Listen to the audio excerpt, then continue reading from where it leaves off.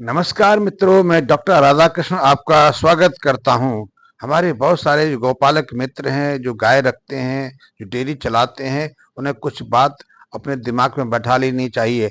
जैसे कि दूध बेचने से, गाय का या भैंस का दूध बेचने से, डेयरी चलाने से कोई धनाढ्य नहीं हुआ। दूध के माध्यम से 20-25% तो लाभ ले सकते हैं, उससे ज़्यादा लाभ की आप आशा नहीं रख सकते। हाँ, यदि आप अपनी गाय से गाय बनाना सीख लें तो निश्चित रूप से आप अपने धन को 2 से ढाई गुना प्रति साल कर सकते हैं। इसलिए जो गाय के बच्चे होते हैं, गाय की जो बछड़ी होती है, उसे पालना, उसे स्वस्थ रखना, उसे सक्षम गाय बनाना बहुत आवश्यक है। जब तक आप गाय की बछड़ी को स्वस्थ रखना, पालना अच्छे से नहीं समझ पाएंगे, उस उसको स्वस्थ नहीं रख पाएंगे, तब तक आपके डेयरी उद्योग में ज़्यादा उन्नति नहीं हो सकती। आप गाय से कोई लाभ नहीं ले सकते। इसलिए गौपालकों को ये बात अपने दिमाग में बैठा लेनी चाहिए।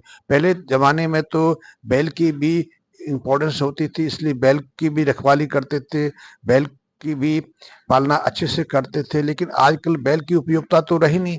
पहले तो बैल खेती में काम आता था, भार ढोने के काम आता था, यात्राएं करने के काम आता था, बहुत तरीके से बैल की उपयोगिता थी। लेकिन अब तो सारा दारों में दारा है, सारा जो भार है गाय की बछड़ी के ऊपर आ गया है। लेकिन बछड़ी के साथ में हम कुछ बातों पर ध्यान नहीं देते। जैसे कि जो गौपालक के मित्र हैं वो उस बात को अच्छे से जानते होंगे, जो डेयरी पालक हैं या जो गौशालाएं चलाते हैं वो अच्छी इस बात को जानते हैं कि ज़्यादातर जो बछड़ियां हैं वो 1 महीने के आसपास होते होते इस संसार से चली जाती हैं। इनकी बछड़ियों में काफ में मृत्यु दर बहुत ज़्यादा है।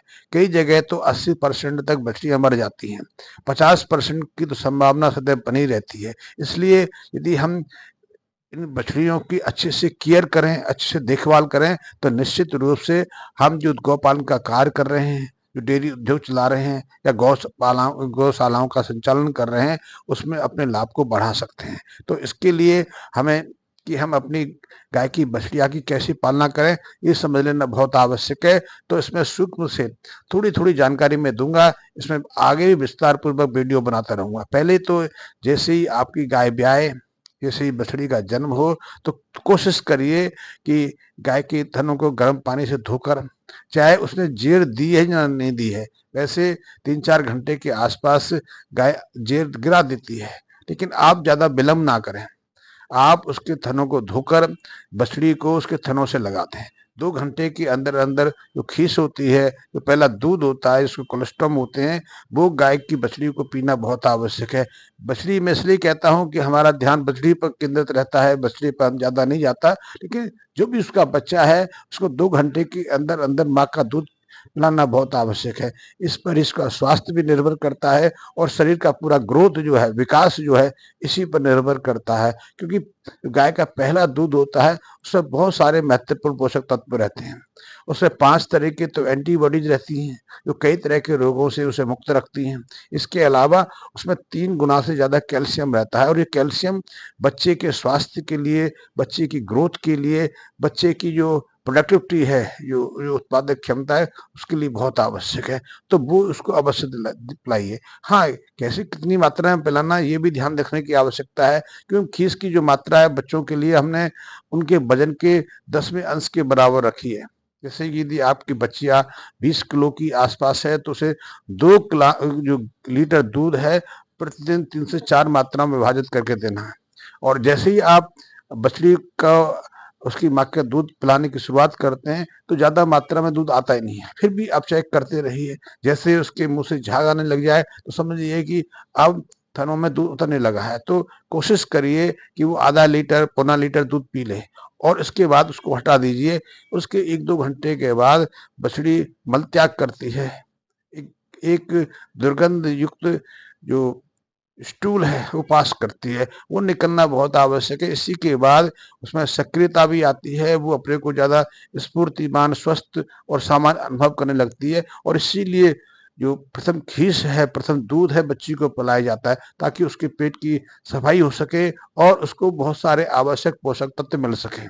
ये बहुत आवश्यक है, क्योंकि पेट के अंदर, चाहे मानव हो या पशु हो या गाय हो, पेट के अंदर बच्चे के बहुत सारे अंग स्वस्थ अवस्था में तो रहते हैं, पूर्णतः विकसित अवस्था में तो रहते हैं, लेकिन निष्क्रिय अवस्था में रहते हैं, पेट के अंदर वो कोई काम नहीं करते। इसलिए जन्म के बाद उन सब अंगों को सक्रिय होना बहुत आवश्यक है। यही उसके स्वास्थ्य के लिए और यही उसके शारीरिक विकास के लिए आवश्यक है। पहली चीज तो ये है कि जैसे ही जन्म हो 2 घंटे के अंदर अंदर उसे माँ का दूध पिलाना बहुत आवश्यक है। और सारे दिन में जो बछड़ी का वजन है उसका 10वें अंश के बराबर 3-4 मात्राओं में दूध निकाल के पिलाना बहुत आवश्यक है। ये क्रम पहले सप्ताह तक यथावत रखना है। इसके अलावा दूसरे सप्ताह से कुछ परिवर्तन करने होते हैं, लेकिन इसके साथ में कुछ चीजें और आवश्यक हैं। वो आवश्यक ये है कि 1 सप्ताह 10 दिन के अंदर अंदर जो बछड़ी है उसको डिवार्मिंग करानी बहुत आवश्यक है। डिवार्मिंग ना कराने से ना तो उसका ग्रोथ अच्छे से होता है और उसकी मृत्यु दर बढ़ जाती है। इसलिए पहले जन्म के पहले 10 दिन के अंदर अंदर उसकी डिवार्मिंग करानी है। तो डिवार्मिंग के लिए आप एक साल्ट ले सकते हैं, बहुत अच्छा है। चाहे लिक्विड में भी आता है, बोलस में भी आता है। और बछड़ी का जो वजन यदि 20 किलो के आसपास है, 25 किलो के आसपास है, तो एक टैबलेट से बोलस से काम चल जाएगा। या उसका एक सस्पेंशन आता है, लिक्विड आता है, वो पूरी डोज पिलानी आवश्यक है, जैसे हम अपने बच्चों को पिलाते हैं। पेनाक्योर के नाम से आता है, इसमें फेविंडाजोल साल्ट है, वो आप पिला दीजिए, वो अच्छा रहेगा। और हाँ, ये डिवार्मिंग का कोर्स है, हर 3-4 महीने के बाद रिपीटेड करते रहना है। 1 साल तक आपको यही क्रम रखना है। 1 साल में आप कम से कम जो उसका 1 महीने 3-4 बार तो डिवार्मिंग करानी बहुत आवश्यक है। आप बच्ची को जो बछड़ी को खीस पिला रहे हैं माँ का, उसके साथ में अब दूसरी जो आहार व्यवस्थाएं करनी बहुत आवश्यक है, उनकी तरफ भी ध्यान देने की आवश्यकता है। प्रत्येक 3-4 महीने में एक बार डिवार्मिंग कराना, और जब भी डिवार्मिंग कराएं बछड़ी को लीवर टॉनिक देना आवश्यक है। कई तरह के लीवर टॉनिक आते हैं, उसमें आयुर्वेदिक भी हैं। आप प्रोनोटोन ले सकते हैं, प्रोनोटोन सामान्यतः हर जगह मिल जाता है। तो उसकी 25 मिलीमीटर की जो मिलीलीटर की मात्रा है, आप उसको 2.5-3 चम्मच कह सकते हैं। वैसे बोतल पर जो ढक्कन लगा होता है वो उतनी क्वांटिटी का है, तो उतना मात्रा में प्रोनोटोन आपने बछड़ी को खिलाना आवश्यक है। दिन में 1 बार 10 दिन तक जब भी आप डिवार्मिंग कराएंगे उसको देंगे। इससे उसके लीवर को सुरक्षा मिलती है और जो आपने डिवार्मिंग कराया है उसका प्रभाव बढ़ता है।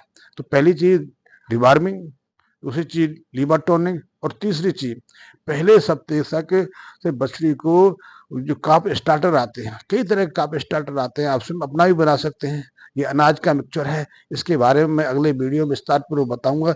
ये शुरू कराना भी बहुत आवश्यक है। इसको शुरू में आप 25-30 ग्राम के आसपास रख सकते हैं। 25-30 ग्राम को विभाजित करके आप खिला सकते हैं, और पहले सप्ताह में इसको 50 ग्राम तक ले जाना है।